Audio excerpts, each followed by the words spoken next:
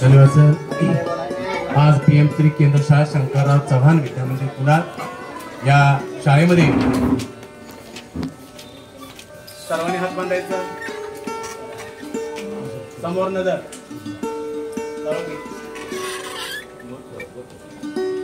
तर आपली शाळा PM3 मध्ये आहे आणि या PM3 योजनेमध्ये अनेक उपक्रम अगदी मोठ्या माहितीपूर्ण कौशल्यपूर्ण माहिती तुम्हाला मिळावी या दृष्टीने आपण आयोजित करत आहे। आजचं एक्सपर्ट स्टॉक म्हणजे विविध विषयावरती तज्ञ व्यक्तींचा परिसंवाद तुमच्या माहितीसाठी आयोजित करणं हे PM3 योजनेचं उपक्रम आहे। आणि या उपक्रमांतर्गत बालमानसशास्त्र आणि दिव्यांग व्यक्तीचं पुनर्वसन, त्याचबरोबर बालमानसशास्त्र याच्यामध्ये आपल्या मनाच्या अवस्था आणि हे अवस्थेतून शैक्षणिक विकास करत असताना आपल्याला कोणत्या अडचणी येतात त्याच्यावर मात कशी करायची, जेणेकरून अभ्यास करत असताना आपलं लक्ष केंद्रित व्हावं या दृष्टीनं आदरणीय सचिन पाटील साहेब यांचं व्याख्यान आज आयोजित करण्यात आलेलं आहे। त्याचबरोबर आपल्याच गावचे सुपुत्र आदरणीय या शाळेचे माजी विद्यार्थी ऍडव्होकेट विक्रांत पाटील साहेब हे तुम्हाला सर्वांचे परिचय आहेत, कारण त्यांच्या सौ पत्नी या बऱ्याचदा त्यांच्यापेक्षा जास्त आमच्या शाळेला त्यांचं योगदान आहे, नेहमी येत असतात। एक पुस्तक वेळे अशा प्रकारचं त्यांचं कुटुंब आहे, स्वतःच्या घरामध्ये त्यांनी वाचनालय आणि ते सर्वांसाठी खुलं केलेलं आहे।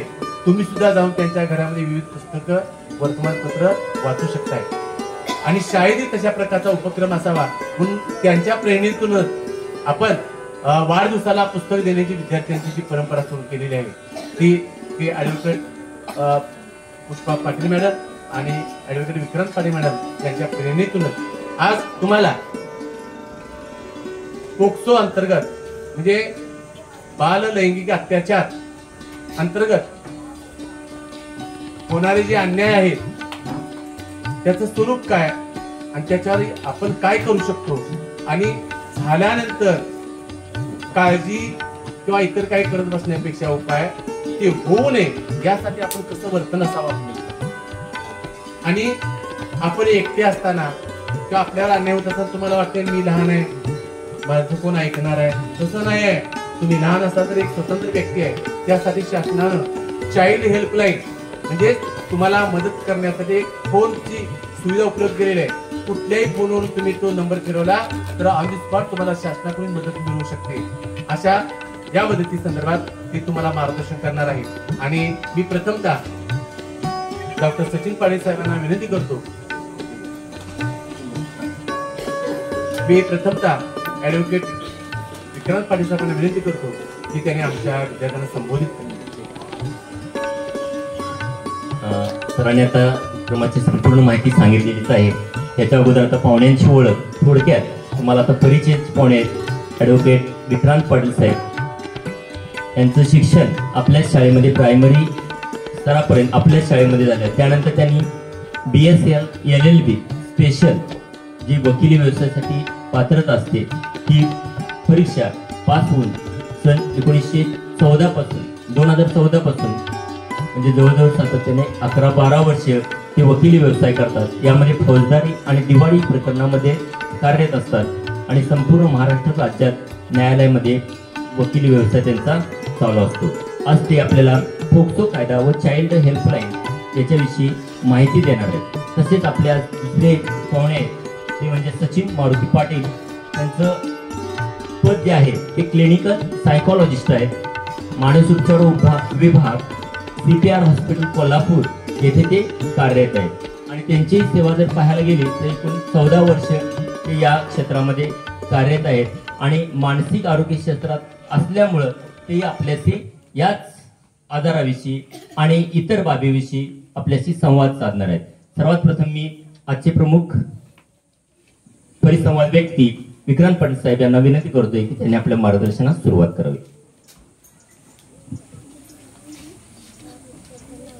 सन्माननीय व्यासपीठावर उपस्थित आपल्या शाळेचे मुख्याध्यापक घरपणकर सर तसेच सर्व स्टाफ तसेच आजच्या कार्यक्रमासाठी म्हणून लाभलेले आपले प्रमुख वक्ते डॉक्टर सचिन पाटील साहेब तसेच आपल्या गावचे आणि आपल्या ग्रामपंचायतचे ज्यांच्यासोबत विद्यमान डेप्युटी सरपंच आहेत आणि आपल्या शाळा व्यवस्थापन समितीमध्ये अगदी हिरिरीनं आणि शाळेच्या प्रत्येक कार्यामध्ये सहभागी असणारे उदय चव्हाण साहेब, तसेच सर्व उपस्थित विद्यार्थी, पालक आणि ग्रामस्थ.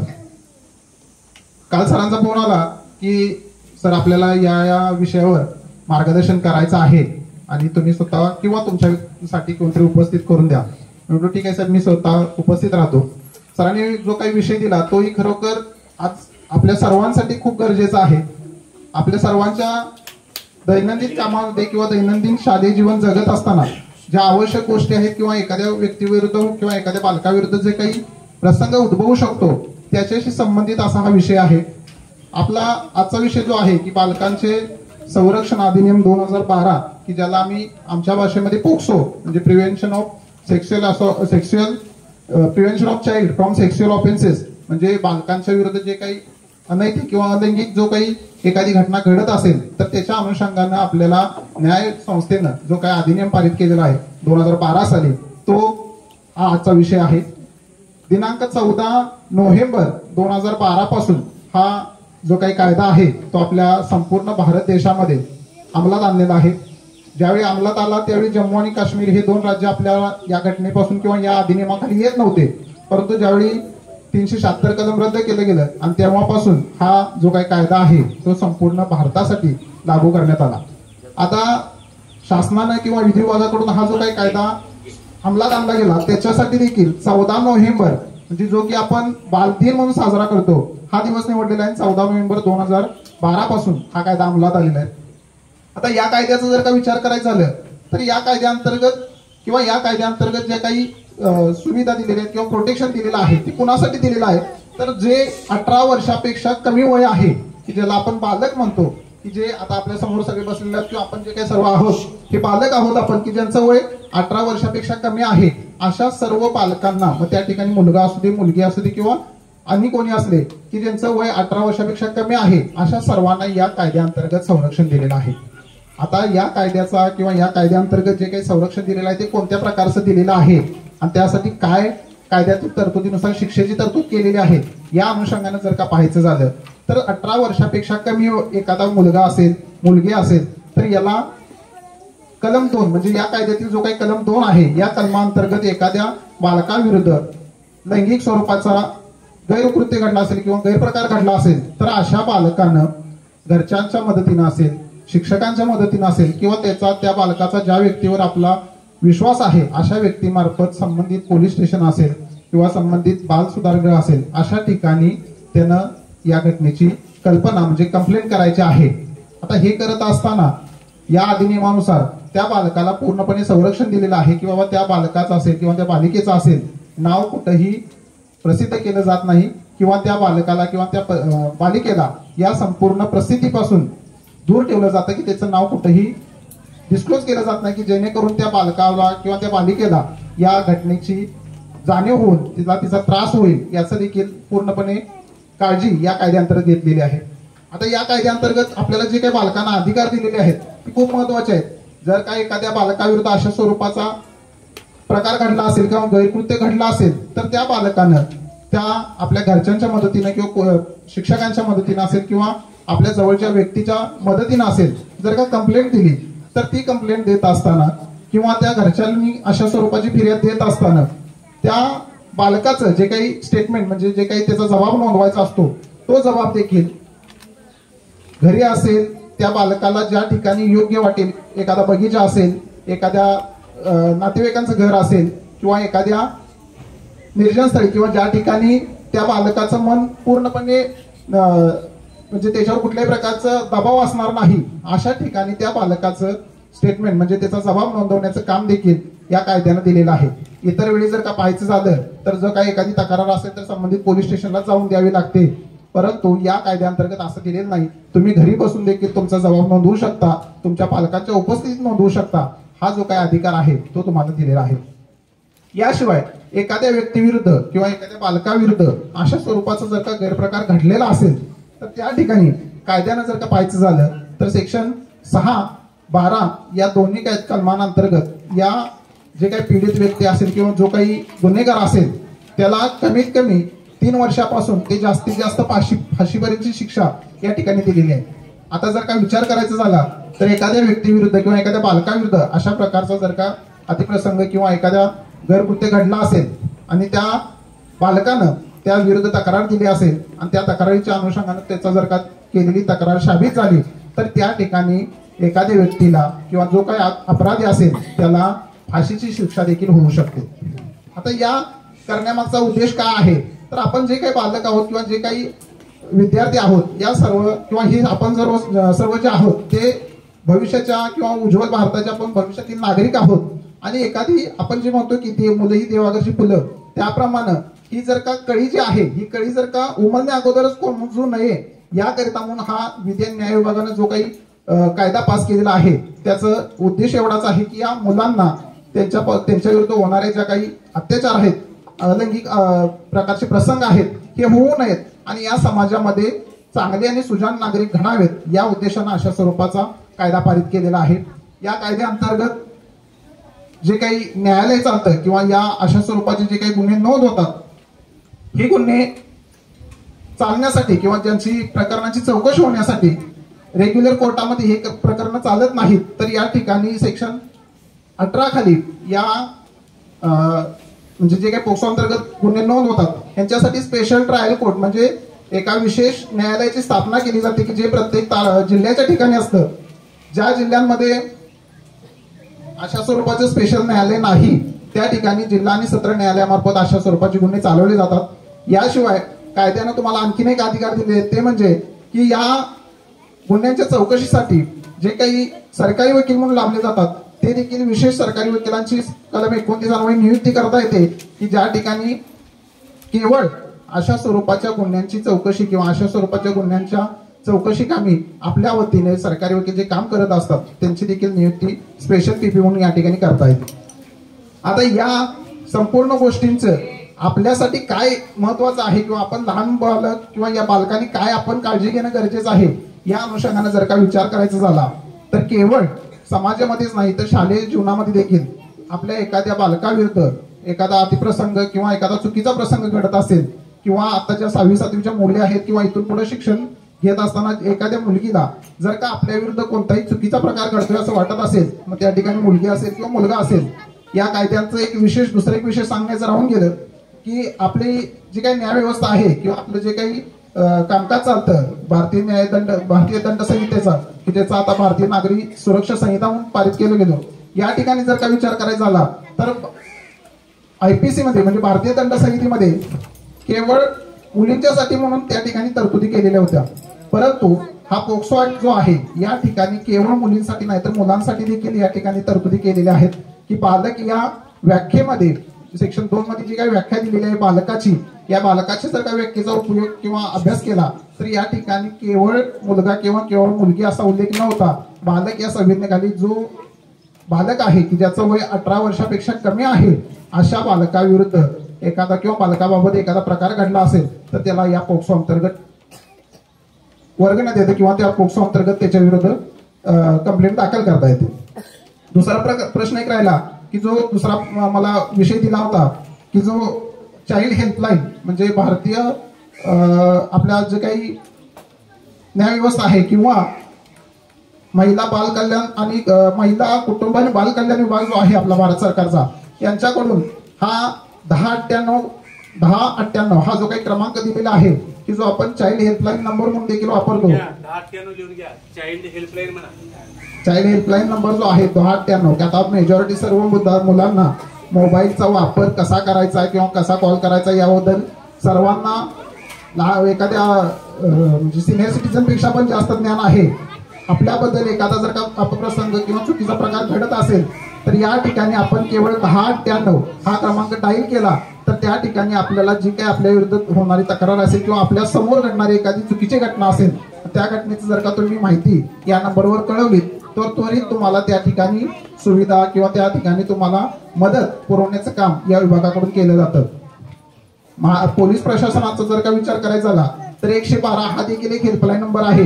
या ठिकाणी मला वाटतं यापूर्वी देखील 112चे जे काही व्हॅन येतात पोलीस व्हॅन त्यांनी देखील आपल्या शाळेला यापूर्वी व्हिजिट केले असाव्यात.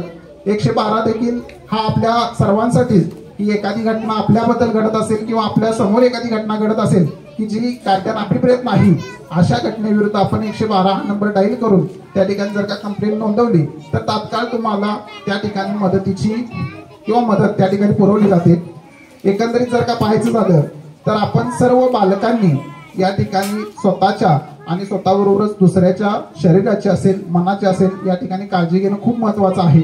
सरांनी आज ज्या ठिकाणी दुसरे जे काही वक्ते बोलवले आहेत की जे मानसोपचार तज्ञ आहेत त्यांचं देखील तितकंच महत्वाचं आहे. कारण सध्या जर का पाहिलं तर हे संपूर्ण ज्या काही कृत्य आहेत म्हणजे ज्या काही बालकांवरील अन्याय अत्याचार आहेत किंवा अपप्रकार आहेत, हे घडण्याला देखील प्रत्येक जो काही अपराधी आहे त्या अपराधीचं वैयक्तिक किंवा त्याची जी काही वैचारिक पातळी आहे ती खालावली असल्यामुळे किंवा त्यांची वैचारिक पातळी आपल्या सर्वसामान्य लोकांप्रमाणे नसल्यामुळे अशा स्वरूपाच्या घटना आपण समाजामध्ये आता घडताना पाहत आहोत.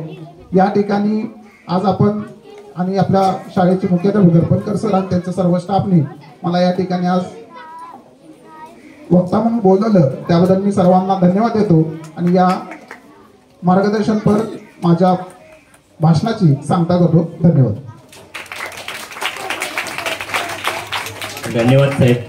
फोक्सो कायदा आणि चाइल्ड हेल्पलाईन अतिशय बहुमोल माहिती आपल्याला आज साहेबांच्या माध्यमातून मिळालेली आहे.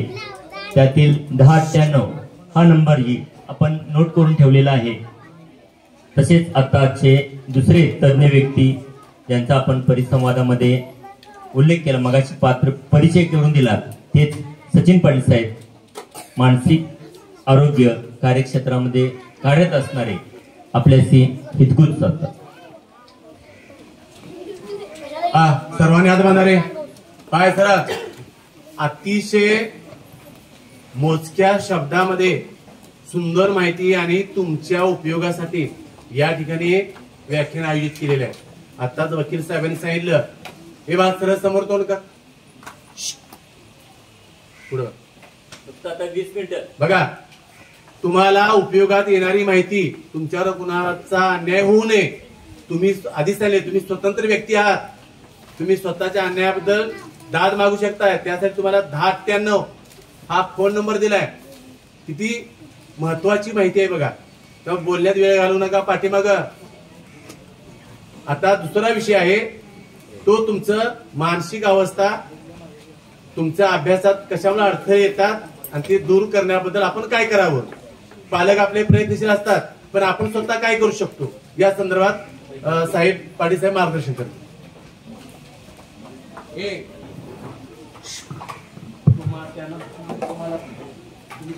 धन्यवाद सर.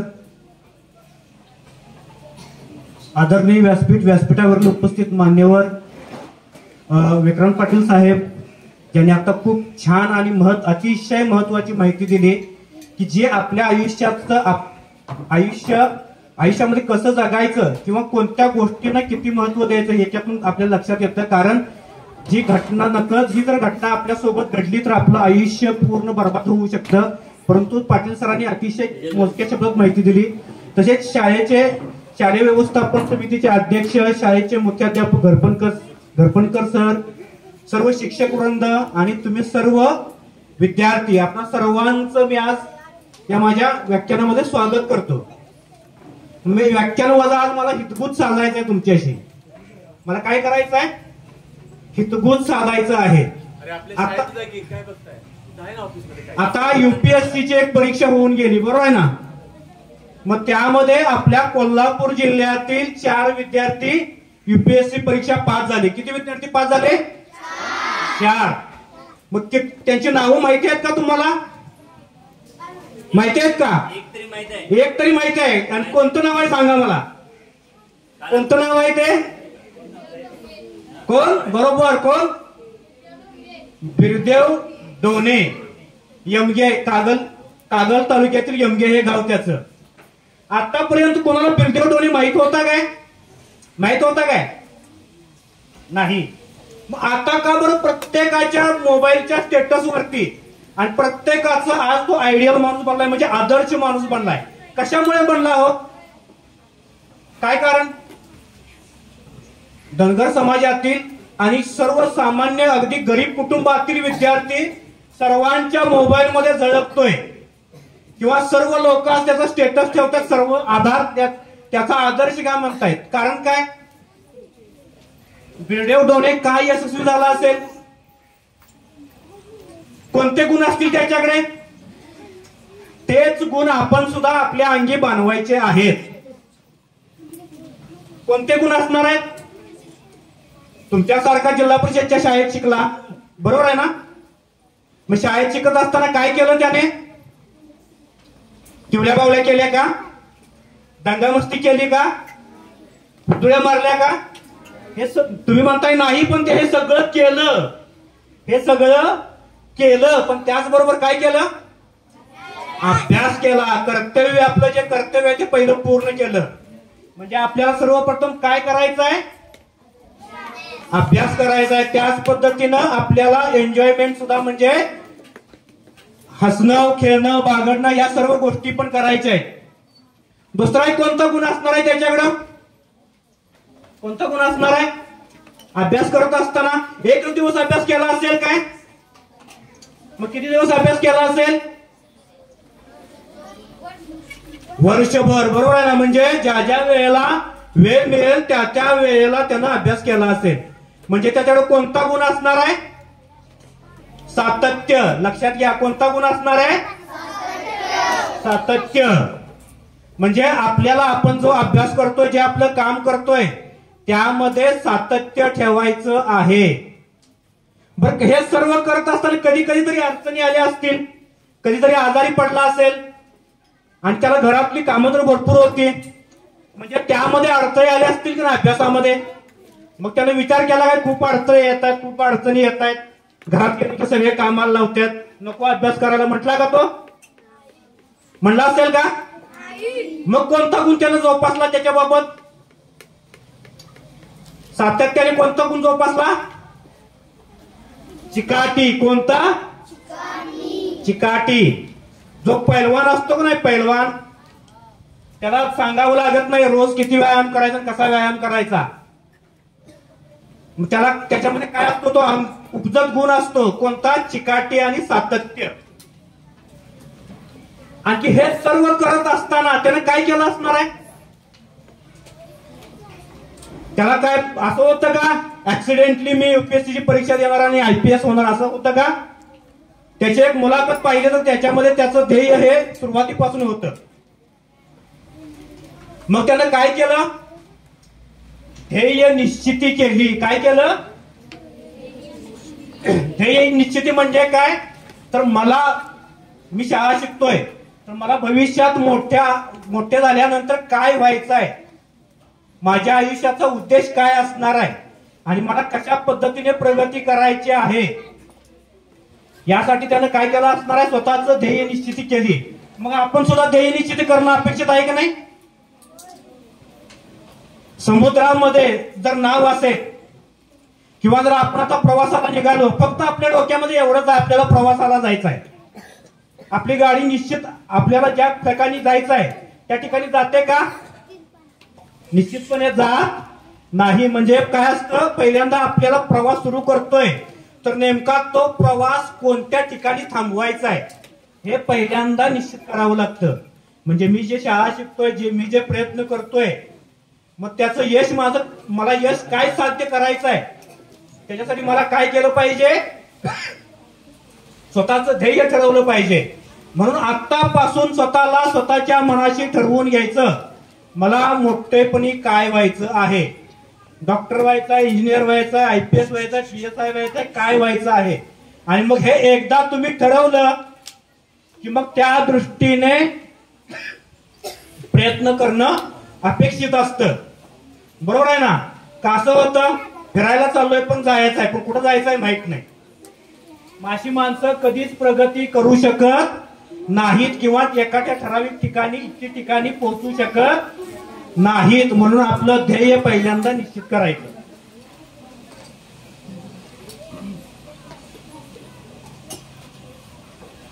मग हे सर्व करत असताना आपल्याला दुसरी गोष्ट एक महत्वाची काय करावी लागते, आणि सर्व ठिकाणी लिहिलेलं असतं. कोणती गोष्ट असते माहिती आहे तुम्हाला? वेळेचे व्यवस्थापन. कोणती गोष्ट? व्यवस्थापन. जर ज्याला प्रत्येकाला 24 तास दिलेले असतात, बरोबर आहे ना? का कोणी आहे तुमच्या इथं की त्याला 48 तास दिलेत दिवसामध्ये? आहे का कोणी? निश्चितपणे नाही. म्हणजे परंतु यश कोणाला मिळतं?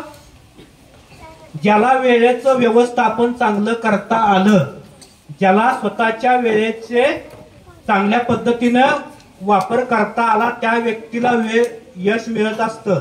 म्हणून सर्वप्रथम काय करायचं? वक्तशीरपणा अंगामध्ये बांधवून घ्यायचा. शाळेत बरोबर 10:30 वाजता यायचंय तर बरोबर 10:30 वाजता यायचंच. मग इथून शाळेतून गेल्यानंतर काय करायचंय आपल्याला? थोडंसं खेळून आल्यानंतर अभ्यासाची एक निश्चित वेळ ठरवावी लागेल आणि त्या वेळेप्रमाणे काय करावं लागेल? आपल्या ठरवलं आपण की 3 तास मी अभ्यास करणार आहे किंवा मी दिवसातून 2 तास अभ्यास करणार आहे. मग ती त्या वेळेप्रमाणे अभ्यास करावा लागेल. आणि मग ते ठरवल्यानंतर काय करावं लागतं? त्याची अंमलबजावणी करावी लागते. बरोबर आहे ना?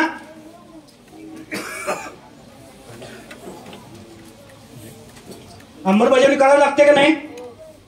का मी फक्त ठरवलं मी दिवसातून 5 तास अभ्यास करणार आहे, परंतु जर विचार करायला गेलो तर मी आठवड्यामध्ये 1 तास पण अभ्यास केलेला नाही. योग्य आहे का हे? योग्य आहे का हे? निश्चितपणे नाही. म्हणजे जे आपण ठरवतोय, जे आपल्या स्वतःशी निश्चित करतोय, त्याच्यावरती जर अंमलबजावणी करायची असेल तर आपल्याला डिसिप्लिन मध्ये राहावं लागतं. डिसिप्लिन म्हणजे काय? नियमबद्ध. आणि मोठमोठ्या व्यक्तींचा जर आपण अभ्यास केला तर सर्वांनी डिसिप्लिन हे स्वतःच्या अंगामध्ये भिनवलेली असते. जी व्यक्ती पैलवान असते ना, त्याला सांगावं लागत नाही पहाटे 5 ला उठायचं तुला तालमीत जायचंय. का सांगावं लागतं त्याला? सांगावं लागतं का? मग तो काय करतो? आपोआप पहाटे 5 ला उठतो का नाही? कशामुळे उठतो? का उठत असेल? अलार्म लावलेला असतो का त्यानं? बरोबर पहाटे 5चा अलार्म होणारा उठायचा आहे. अलार्म वगैरे काही लावलेला नसतो. तशी त्याची स्वतःच्या अंगाला म्हणजे स्वतःच्या शरीराला पडलेलं वळण असतं आणि ते कुठून येतं? आपल्या अंतर्मनातून येतं. कुठून येतं? कुठून येतं? अंतर्मनातून. मग अंतर्मनातून एखादी गोष्ट यायची असेल तर काय करावं लागतं? त्या गोष्टीची सूचना आपल्या मनाला द्यावी लागते. मला पहाटे 5 ला उठायचं आहे, मला व्यायामाला जायचं आहे, बरोबर आहे ना? मला बरोबर 10:30 वाजता बरोबर शाळेत जायचं आहे, तिथून आल्यानंतर 3 तास अभ्यास करायचा आहे. या सर्व गोष्टी अंतर्मनातून याव्या लागतात आणि त्या अंतर्मनातून येत असताना त्याची अंमलबजावणी करावी लागते. नाहीतर जानेवारी महिना माहिती आहे ना सर्वांना? कशाचा असतो जानेवारी महिना? वर्षाची काय असते? सुरुवात असते. मग त्यावेळेला सुरुवातीला काय काय संकल्प केले जातात? संकल्प करतात का नाही लोक? म्हणजे बरेच लोक संकल्प करतात. मी थोडंसं फिरायला जाणार आहे, थोडंसं व्यायाम करणार आहे, आतापर्यंत मी अभ्यासाकडे पूर्ण दुर्लक्ष केलंय, पण मी दिवसा आता पूर्ण अभ्यास करणार आहे. हे होतं का कधी? संकल्प केलाय, संकल्प तरीच जातो का? जात नाही की नाही? का तरीच जात नाही? काय कारण असतं? आपण ठरवतोय व्यायाम करायचा आहे, मग पहिल्या दिवशी 1 तारखेला चांगला व्यायाम केला जातो, 2 तारखेलाही व्यायाम केला जातो आणि 3 तारखेचा व्यायाम केल्यानंतर काय होतं? शरीर दुखायला सुरुवात होते. मग शरीर थोडस जरी दुखायला लागलं तरी मग मन म्हणतं नको आजच्या दिवस. काय म्हणतं मन? नको आजच्या दिवस, काय करूया? आज आराम करूया, उद्या जाऊया. मग आज थोडासा आराम केला, दुसऱ्या दिवशी काय होतं? घरातनं काहीतरी काम आलेलं असतं. आई म्हणते कुठं चाललाय? नाही व्यायामला चालू. नको रे, आज आपल्या दुकानात जाऊन ये जा, बाजार घेऊन ये जा, ते कर. मग परत मन म्हणतं आता आईचं काम ऐकलं पाहिजे, ठीक आहे राहू दे. मग तिसऱ्या दिवशी आपोआप होतं. 2-3 दिवस आपण गेलेलोच नाही. मग मनात येतं की कशाला व्यायाम करायचा, नको करायला. मग जो ठरवतो की बाबा मला 1 तारखेपासून व्यायाम करायचा आहे, त्याचा संकल्प तडीस जातो का? निश्चितपणे जात नसतो. म्हणजे ज्या वेळेला आपण एखादं ध्येय ठरवतो, एखादा संकल्प करतो, त्यावेळेला त्याची अंमलबजावणी करण्यासाठी आपल्याला येणाऱ्या अडथळ्यांवर मात करावी लागते. स्वतःच मन मारावं लागतं, मनाविरुद्ध काम करावं लागतं. आणि एक मानसशास्त्राचा एक नियम आहे, जे गोष्ट तुम्ही ठरवताय ती गोष्ट तुमच्या अंगी जर बांधवायची असेल तर किमान तुम्हाला 21 दिवस तो नियम पाळावा लागतो. जर तुम्ही तो 21 दिवस संकल्प जो केलेला आहे तो नियम पाळला तर निश्चितपणे तुम्ही यशस्वी होत असता. त्यामुळे कोणताही संकल्प केल्यानंतर स्वतःच मन मारायची तयारी ठेवायची आणि 21 दिवस त्या संकल्पावर काय करायची, त्या संकल्पाची अंमलबजावणी करायची. आता सुट्टीमध्ये तुम्ही काय काय ठरवलंय? सुट्ट्या आहेत का नाही? का घरी जाऊन फक्त झोपणार आहे? झोपणार आहे काय फक्त? मग काय करणार आहे?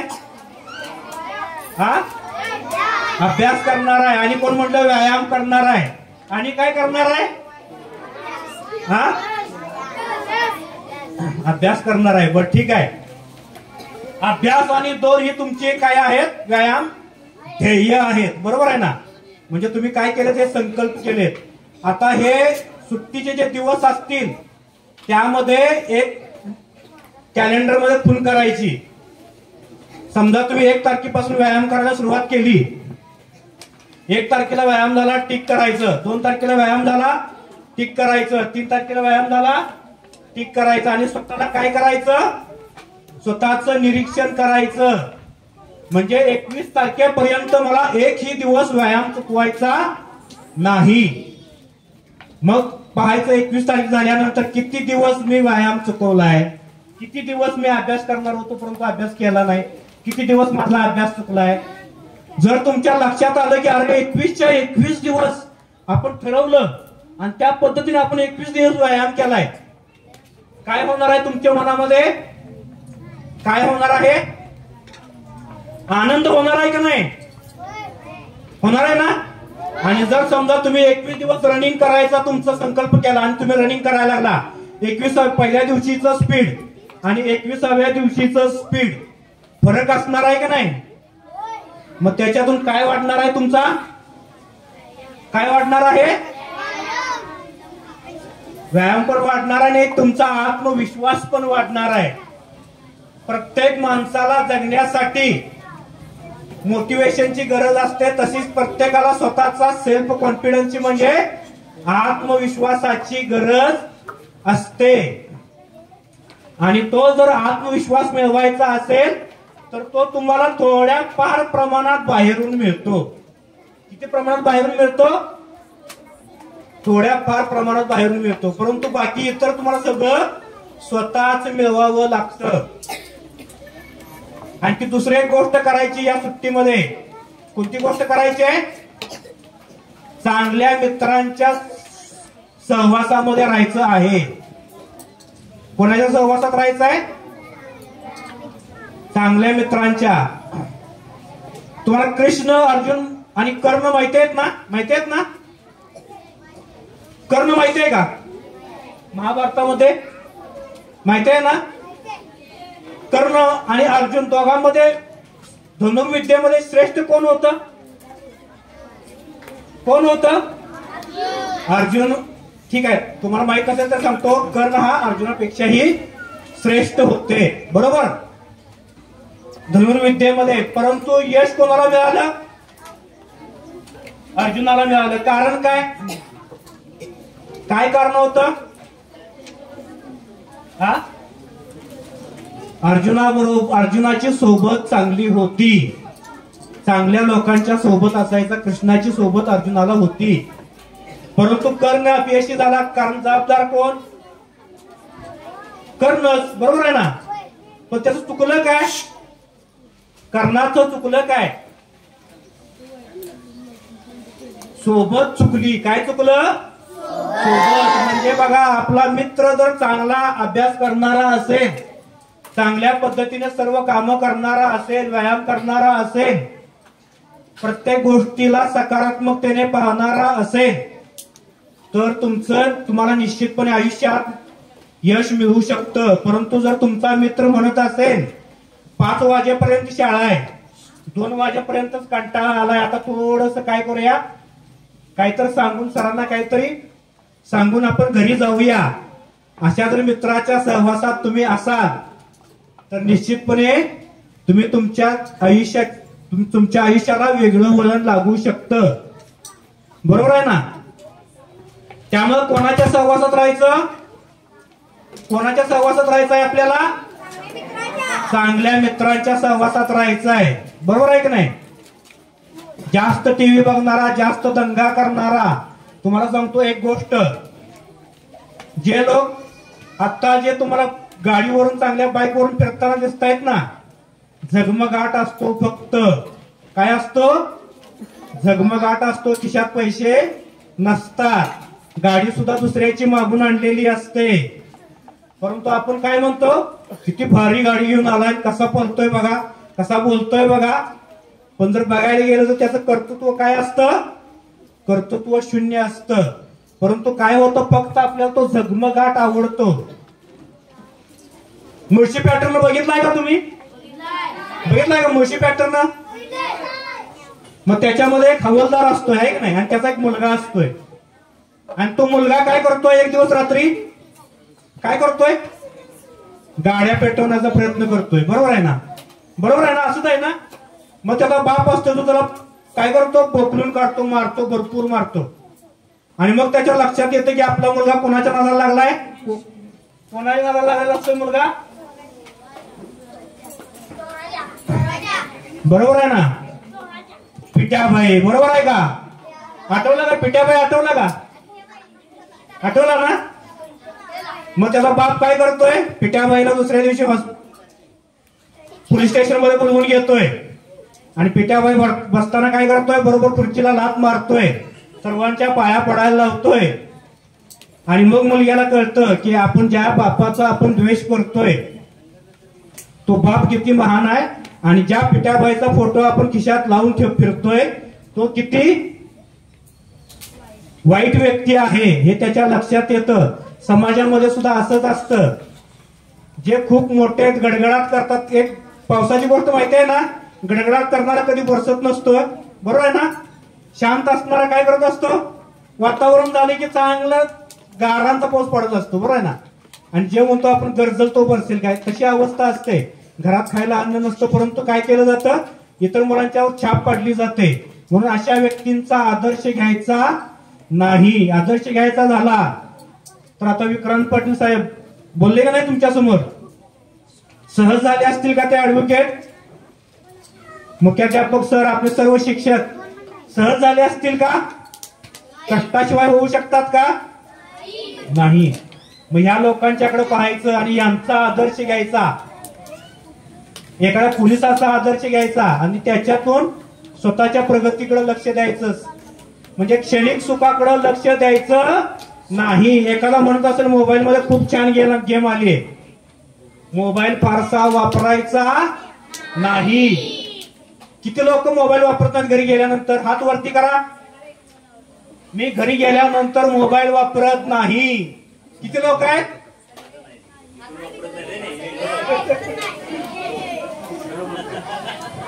किती लोक वापरत नाहीत? बर ठीक आहे, असू दे. बर, जे वापरत नाही त्यांचं अभिनंदन, आणि जे वापरतात त्यांनी काय करायचं आहे, मोबाईल जास्तीत जास्त दूर ठेवण्याचा प्रयत्न करायचा आहे.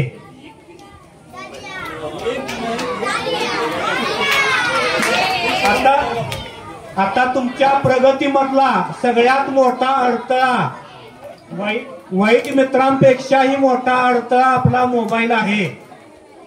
बरोबर आहे ना?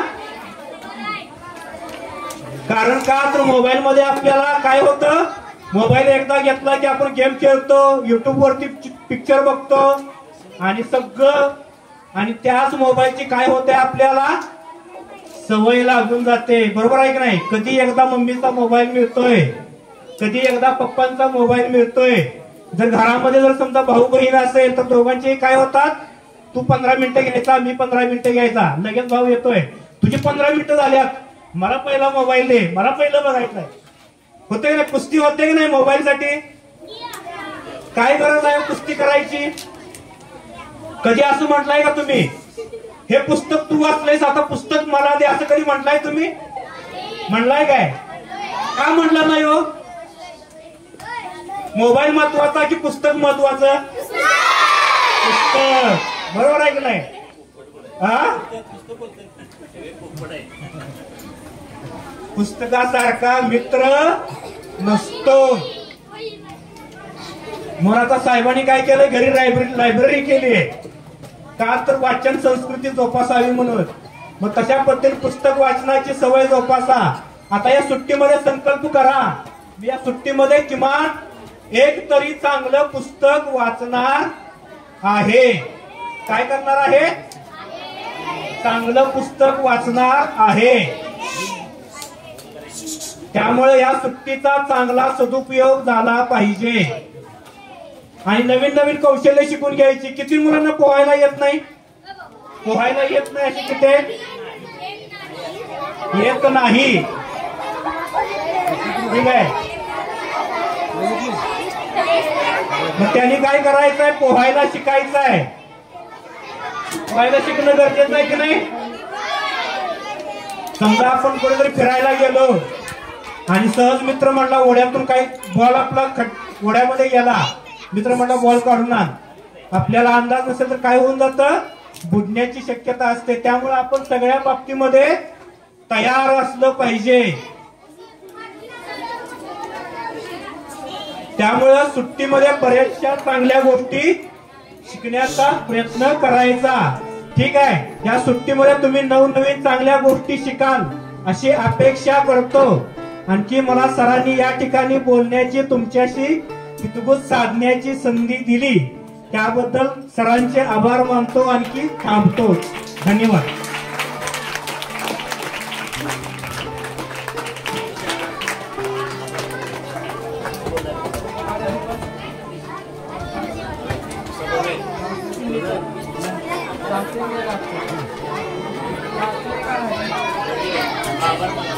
हा, सर्वांनी शांत बसायचं आहे. या ठिकाणी PM श्री योजनेअंतर्गत 2 तज्ञ व्यक्तीने आपणासमोर मार्गदर्शन केलं. खरोखर आज ही 2 मार्गदर्शन अतिशय उत्कृष्ट अशा रीतीने झालेलं आहे. फक्त मगाशी सांगायचं राहून गेलं आणि माझं मनोगत झाल्यानंतर उदय चव्हाण सरांनी मला सांगितलं की आपले जे आपल्या शाळेचे अध्यापक आहेत हरवणे सर, यांचा देखील नुकताच शालेय जीवनातील किंवा शालेय शिक्षणामधील जे काही व्हिडिओ करण्याची जे काही स्पर्धा होती त्यामध्ये सरांनी प्रथम, द्वितीय, तृतीय असं 3 क्रमांक वेगवेगळ्या कॅटेगरीमध्ये प्राप्त केल्याबद्दल मी सरांचं देखील अभिनंदन करतो. आणि या ठिकाणी सर्वांनी टाळ्या वाजवून सरांचं अभिनंदन करतो. हा, तर या ठिकाणी आपल्या गावचे सुपुत्र ऍडव्होकेट तत्पूर्वी आपल्या शाळेचे उपक्रमशील शिक्षक आदरणीय हरवले सर यांना उत्कृष्ट शैक्षणिक निर्मिती, व्हिडिओ निर्मितीसाठी त्यांना पुरस्कार मिळाल्याबद्दल त्यांचा सत्कार या ठिकाणी करण्यात आलेला आहे. पुन्हा एकदा जोरदार टाळ्या वाजवून त्यांचं अभिनंदन करा. हा, बस बस बस बस बस. या ठिकाणी पहिले मार्गदर्शन करणारे आपल्याच गावचे सुपुत्र ऍडव्होकेट विक्रांत पाटील साहेब यांनी पोक्सो कायदा आणि चाइल्ड हेल्पलाईन याच्याविषयी अतिशय चांगल्या पद्धतीनं तुम्हाला आम्हाला समजेल अशा पद्धतीनं त्यांनी आपल्याला मार्गदर्शन केलं. पोक्सो कायदा काय आहे, चाइल्ड हेल्पलाईन तो नंबर याच्याविषयी सखोल मार्गदर्शन अतिशय चांगल्या पद्धतीनं त्यांनी आपल्याला केलं. याबद्दल त्यांचं शाळेच्या वतीनं हार्दिक हार्दिक आभार आपण मानूया. टाळ्या वाजवून त्यांचं आभार मानूया. यानंतर तशाच पद्धतीचं मार्गदर्शन डॉक्टर सचिन पाटील साहेब यांनी आपल्याला, ते पुनर्वसन मानसशास्त्र तज्ञ आहेत, त्यांनी आपल्याशी सुसंवाद साधला प्रश्नोत्तर रूपानं आणि तुमचं बाल मानसशास्त्र त्यांनी आजमावून पाहिलं आणि योग्य सल्ले मार्गदर्शन त्यांनी दिलेलं आहे. कोणकोणते उपक्रम आपण सुट्टीमध्ये घेतले पाहिजे, कुठली कुठली कौशल्य आत्मसात करण्याचा प्रयत्न केला पाहिजे हे सांगितलं आणि सवय कशी आपण लावून घेतली पाहिजे, शिक्षणाला कसं महत्व आहे या बाबतीत त्यांनी चांगलं सविस्तर त्यांनी मार्गदर्शन केलं. खरोखरच आजची 2 लेक्चर अतिशय उत्कृष्ट झाली. तर डॉक्टर सचिन पाटील साहेबांचा सुद्धा आपल्या शाळेच्या वतीनं आपण हार्दिक हार्दिक आभार म्हणूया, टाळ्या वाजवून त्यांचा आभार व्यक्त करूया. यानंतर चव्हाण साहेब, उदय चव्हाण साहेब प्रत्येक कार्यक्रमाला, शाळेच्या प्रत्येक गोष्टीसाठी ते मार्गदर्शक असतात. त्यांचं खूप मार्गदर्शन आपल्याला असतं. तर तेही आज या कार्यक्रमासाठी उपस्थित राहिले, त्याबद्दल शाळेच्या वतीनं त्यांचे सुद्धा टाळ्या वाजवून आभार मानूया. आणि या ठिकाणी हा कार्यक्रम